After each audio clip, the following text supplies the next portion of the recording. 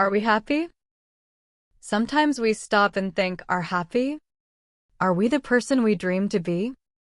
This question is big. Are you who you want to be? Maybe you want to be a kind friend or a good student. Chance you want to learn a new skill. It's okay if the answer is not yet. Is not yet. We kink a mirror. It can change. Small steps are important. Learn and own. Learn one new English word. Help someone. Try a new hobby. What about? Think about dreams. Do you want to do what you want to be? Every day is a chance to start. You can be the person you want to be. Believe in your journey. Make it wonderful.